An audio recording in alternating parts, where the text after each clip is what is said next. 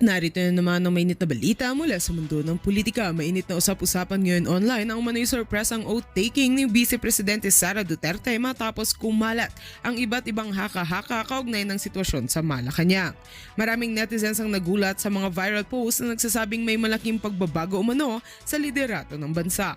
Dahil dito, mabilis na nag-trending sa social media ang pangalan ni VP Sara kasama ang mga katagang oath-taking at palasyo na lalong nagpasiklab sa intriga. Kasabay nito, umugong din ang balitang umano'y bigla ang pag-alis ng pamilya Marcos sa ilang mahalagang aktibidad ng gobyerno. Ayon sa mga kumakalat na online claims, marami raw ang nagtaka sa umano'y kakaibang galaw sa loob ng palasyo nitong mga nakaraang oras.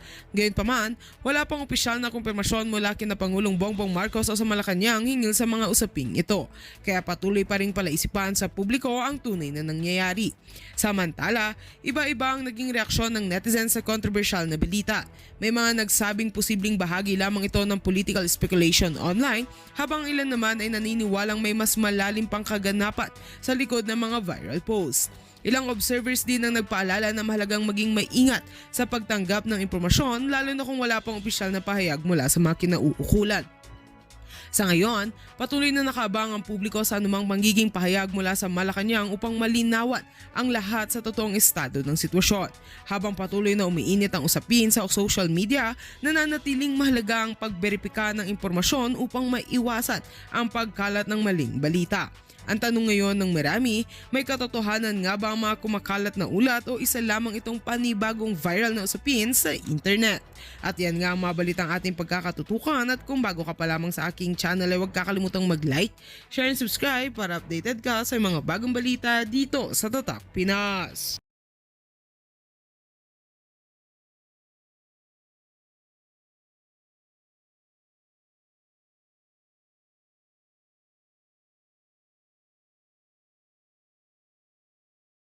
Pagbabago maliit lang. Pero binuhin mo yung aagawin mo yung president's budget, aagawin mo yung mga pinag-aralan na mga proyekto ng mga bawat departamento, papalitan mo ng mga kalokohan. Bakit napayagan? Sana kung isang taon lang, baka maniwala pa ako na hindi nakita ng kanyang DBM. Pero kung 3 taon, siya at yung kanyang kabinete hindi kumibo.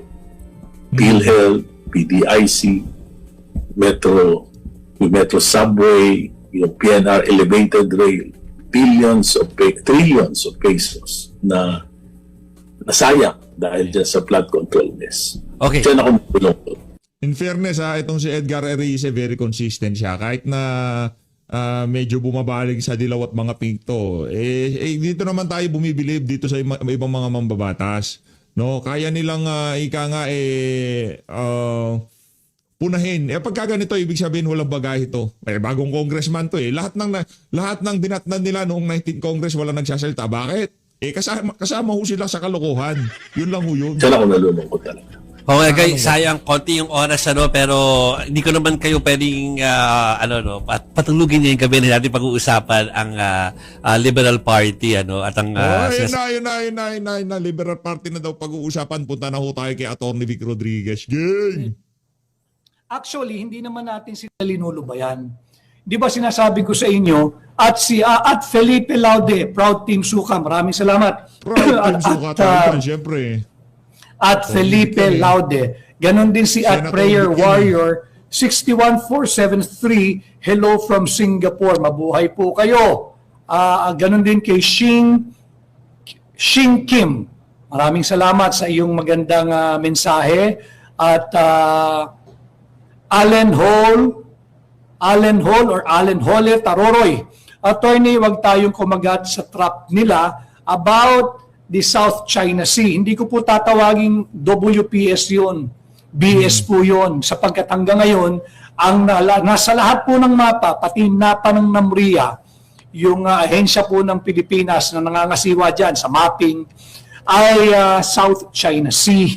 At hindi po pagiging traidor na tawagin mo factually yung body of water na yan. South China Sea pa ho yan . So hindi po tayo malalaglag sa trap nila. At ang nakawala po ng Scarborough Shoal or Bajo de Masinloc. For the record, Si kaya Tony po Lee. nawala sa ating yan, yung teritoryo natin, yung Scarborough Shoal at Bajo de Masinloc noong 2012.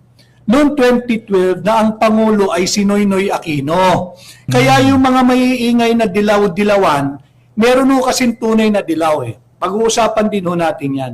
Yung tunay na dilaw, lumaban po yan nung martial law pa. Nung 1970s martial law. Nagbuwis ng buhay, nakibaka, lumaban sa diktadorya ni Marcos Sr. Yan yung tunay na dilaw.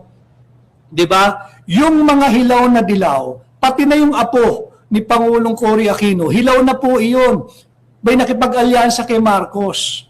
Ang lolo niya, si Senador Ninoy Aquino, ang tinuturong mastermind na pumatay sa kanya, ang pamilya Marcos. Mortal na kaaway ni Cory at ni Ninoy ang pamilya Marcos. Samantalang itong hilaw na dilaw na apo, nakianid na po sa pamilya Marcos. Kaya mag-iingat po kayo dyan, pati yung imbitasyon nila ng rally. Huwag po kayong sasali dyan. Rally po iyan ng walang korap. Sisigaw lang po kayo na anti-corruption kayo pero wala kayong ituturong korap. Dito po, pangangalanan natin ang ulo ng sindikato. Nabanggit po, hindi naman natin sila linulubayan. Dahil nga po ang suka, tayo miyembro, proud member, and one of the leaders of Team Suka, talaga pong tayo ang kalaban ng gintong tanso. Di ba? Ibabad nyo lang sa suka yung mga gintong tanso, lalabas ang tunay na kulay at naturalesa ng mga yan. Ulo ng sindikato. Mainit na pinag-uusapan. Pasensya na po kayo, hinahanap daw po ako sa TikTok ni at Margaret Magsaysay at Sarah Melody from Jordan. Next live po natin, kasi hindi po ako marunong mag-update ayaw na po mag-play ayaw po gumana ng TikTok ko. Yung anak ko na marunong may eskwela, kaya hindi ko naman mapwedeng unahin yung pag-upgrade ng aking TikTok sa kanyang eskwela. Promise, sa susunod, meron po tayong TikTok, kompleto po tayo ha. Makalibre lang po yung aking anak na marunong sa teknolohiya, no? Okay. Sino si Adrian Bersamin? Yan. Mainit na pinag-uusapan. Huwag natin silang Ito lubayan. na. Hindi natin sila lulubayan. Eto na. Ito po yung Eto baka nakakalimot ho kayo. Baka nakakalimot ho kayo. Siya ho ang pinalitan ni Lucas Bersamin. Yang mama na yan, nung nakita na niya na, teka, parang hindi naman niya napag-usapan nung nag-uusap tayo, nangangarap tayo na pagandahin ng bansang Pilipinas. Parang hindi naman parang lumilihis ka ata, Brad. Anong ginawa ni Vic Rodriguez? Umexit siya. Umalis siya sa administrasyon. Bakit? Kasi hindi niya masikmura yung kawalangyaan ng administrasyon na to. Yan ang kaibahan ni Bersamin at nitong si Rodriguez. Yun, sinipa ng mga oligarko. Ito, meron ho siyang, kung tawagin ho nila yan meron ho siyang napakagandang paglabas sa gabinete ni Marcos Jr. Diba? Hindi kagaya nung kay Lucas Bersamin, anak ng toko. Ang dating hunong nangyari sa kanya, talagang sinipa siya palabas.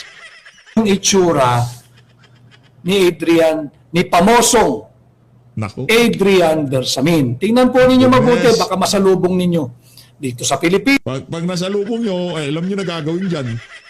Hablutin na cellphone yan.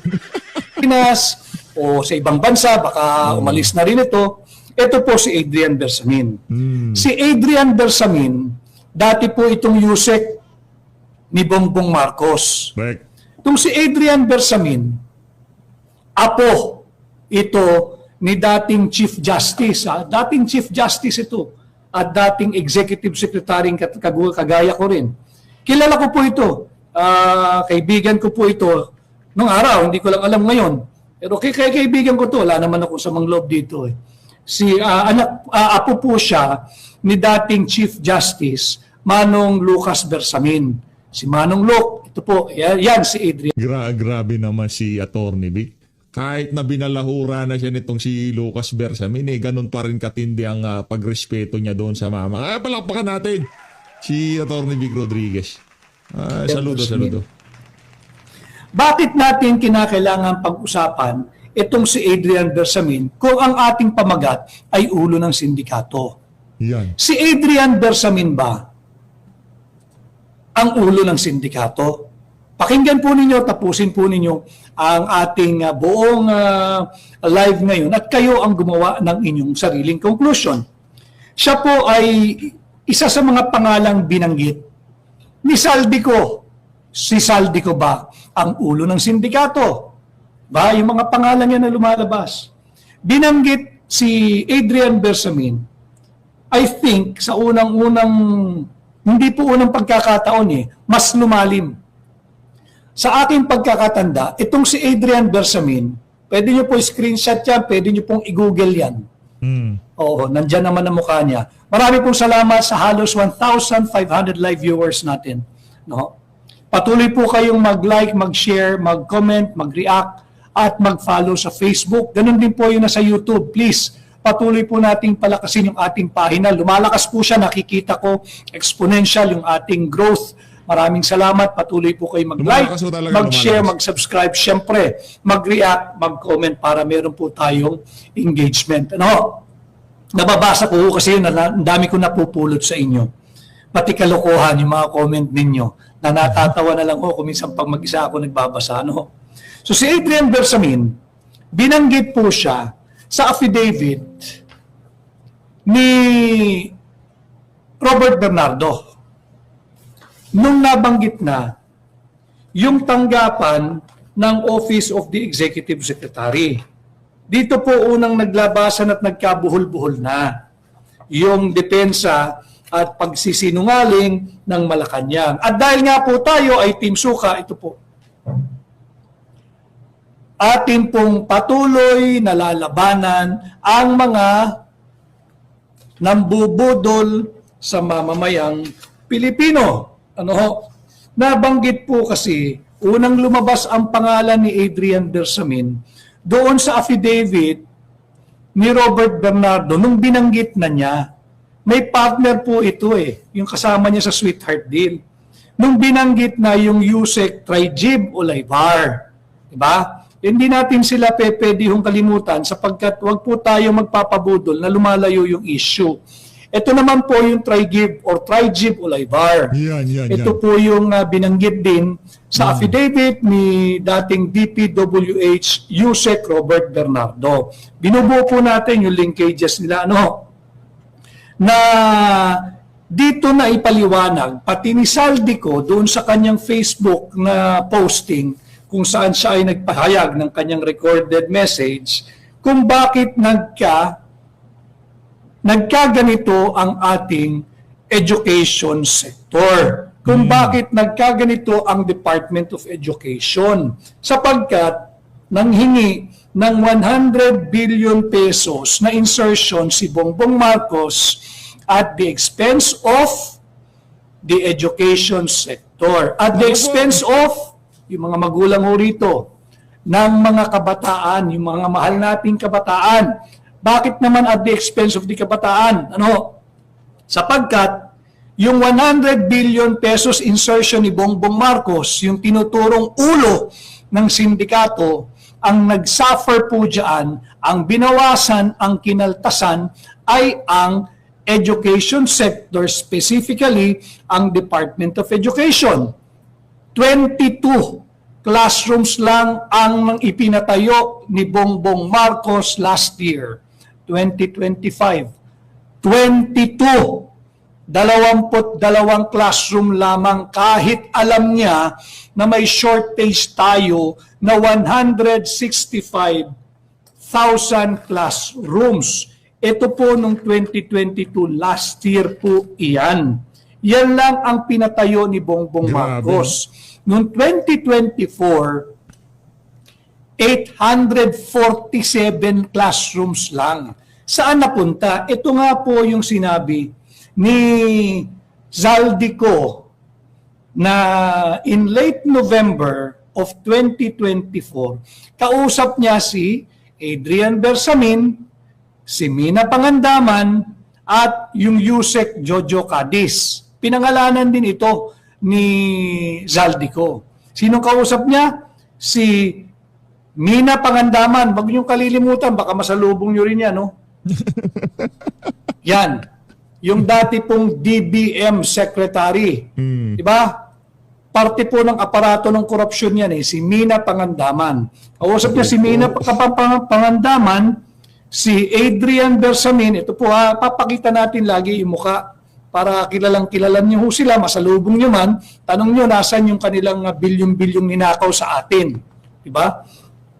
At sinabi na hindi pwede yung hinihirit na 100 billion insertion ni Bongbong Marcos, yung ulo ng sindikato, dahil tatamaan ang mahahagupit niyan yung education sector. Lolobo, bubukol. Di ba? Yung famous term, bubukol. Dahil po, lolobo yung pondo ng Public Works, DPWH. Lalagpasan po niya yung may constitutional mandate na meron dapat pinakamalaking budget every year, yung education. Maraming salamat po sa mahigit 1,800 live viewers natin. Marami pong salamat.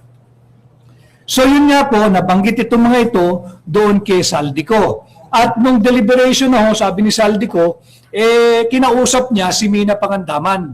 Ang sabi niya kay Mina Pangandaman, ito po ulit si Mina Pangandaman baka makasalubong niyo yan.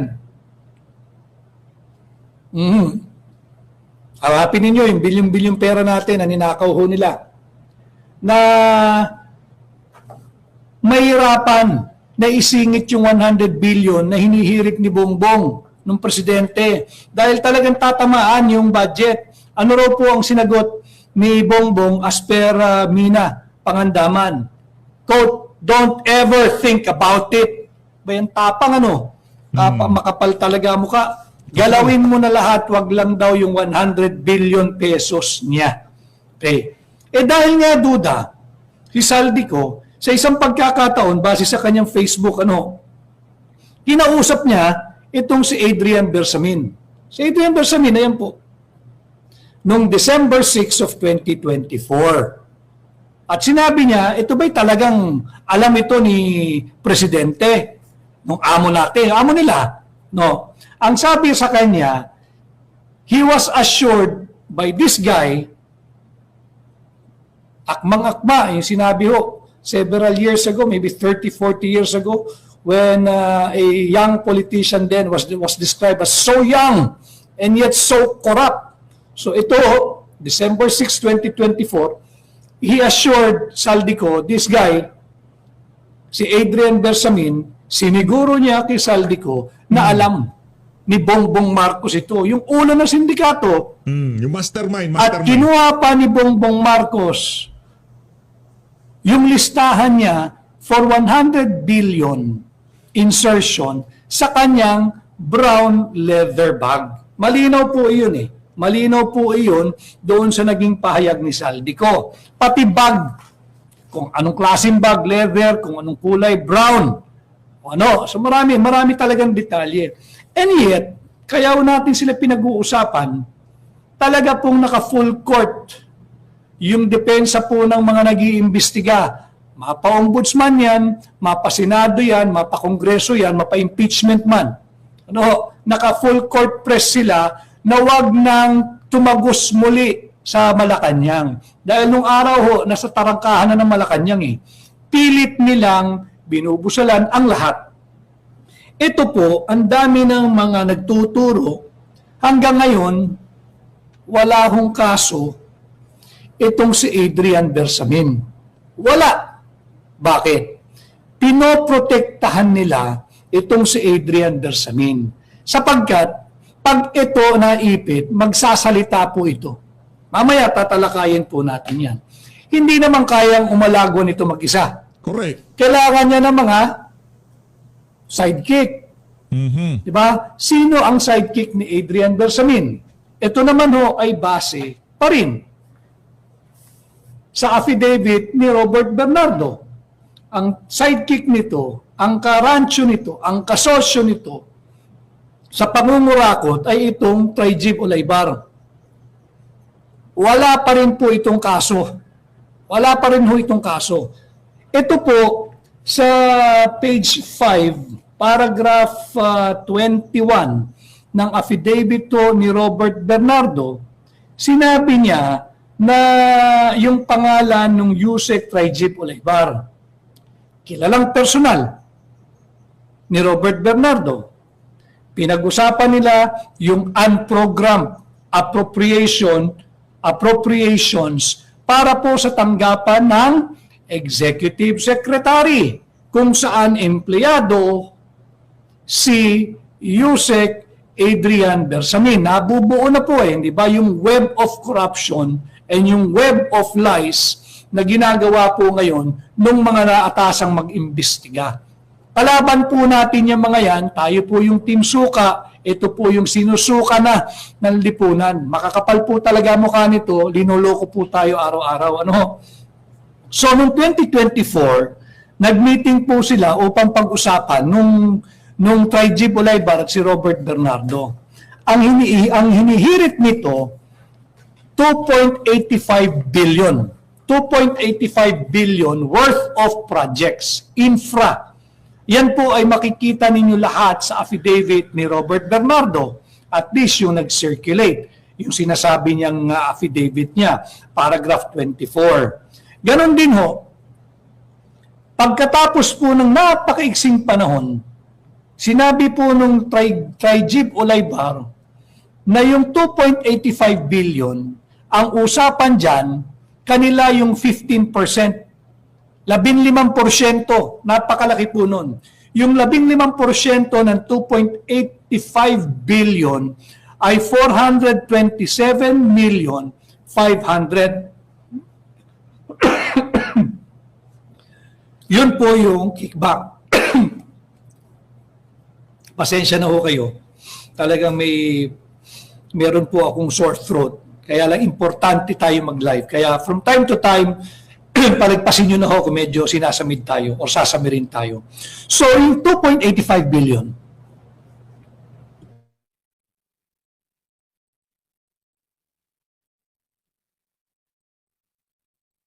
ang 15% po niyan ay 427,500,000. Kickback po yan ni Trajib Olaybar, pero hindi ho siya nag-iisa dyan, na personal